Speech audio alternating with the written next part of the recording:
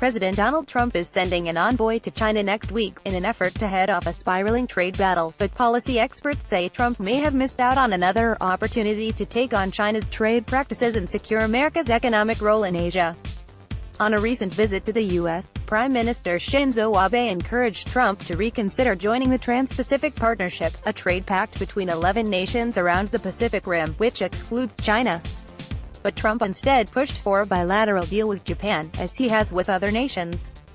In a tweet during Abe's visit, Trump said Japan and South Korea, not yet a TPP member, asked him to rejoin TPP, but he dismissed the idea, saying it was not in the best interests of America. Tweet shortly after taking office, Trump withdrew the U.S. from the TPP, which was opposed by both presidential candidates during the election. It was criticized because it could add to the trade deficit and send American jobs overseas. Trump 2 weeks ago asked his advisors to look into whether the U.S. could now get a better deal in the TPP, but White House economic advisor Larry Kudlow said nothing concrete has occurred, and the idea of the U.S. return was more of a thought than a policy at this point. Trump's tweet also makes it more unlikely the U.S. will try to re-engage. Since then, Agriculture Secretary Sonny Perdue told the Senate committee that he is encouraging Trump to reconsider joining the TPP. China has targeted American agriculture in retaliation for U.S. tariffs. President Donald Trump gestures during a roundtable on tax cuts for Florida small businesses in Hialeah, Florida, April 16, 2018. Trump is sending Treasury Secretary Steven Mnuchin and Kudlow, as well as his trade officials, U.S. Trade Representative Robert Lighthizer and Peter Navarro, to China. But it's unclear what will come of those talks, intended to head off a tit-for-tat trade skirmish. The negotiations also come as China has been cooperating with the U.S. to curb North Korea's nuclear program.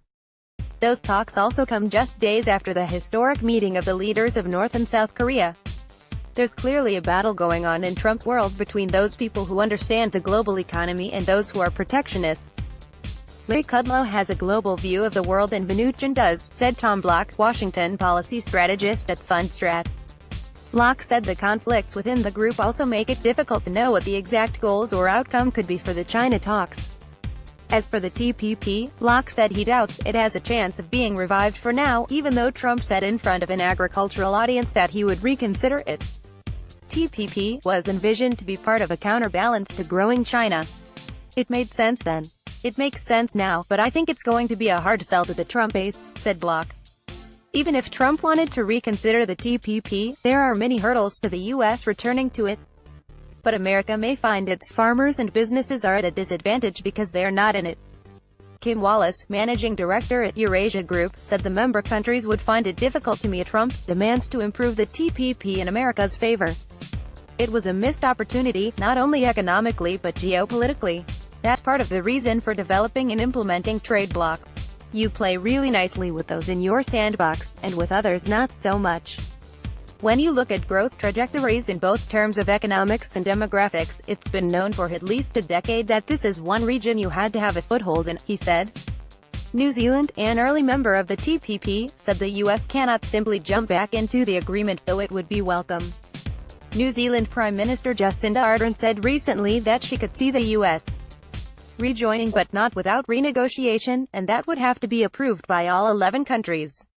Other members include Canada, Australia, Mexico, Malaysia, Singapore, Chile, Vietnam, Peru and Brunei. Trump is correct that the TPP would be a big boost to U.S. agriculture. But we have seen this a few times and are not too optimistic on its chances of happening in the short run, said Daniel Clifton, head of policy research at Strategas Research. Trump's real focus is on securing a bilateral trade agreement with Japan and to rebuild TPP from the bottom up rather than the top down. The U.S. has said it would put tariffs on $50 billion in Chinese goods, and China responded by pledging to put tariffs on U.S. goods in agriculture. Trump also has threatened to up the ante by putting tariffs on another $100 billion of Chinese goods, and China says it will respond. The only reason the administration even dipped their toe in these TPP waters was because it is a full-throated anti-China move. The entire strategic point of the TPP is to fortify an economic ring fence around China, wrote Chris Krueger, policy analyst at Cowen. The payoffs from re-engaging in the TPP could be important to the Trump administration, as it works with Asian allies on North Korea's nuclear ambitions. It embeds the United States in the future of Asia. It anchors us. It tethers us. Its strong commitment in shaping the economic future of the region, said Sheila Smith, Senior Fellow for Japan Studies at the Council on Foreign Relations.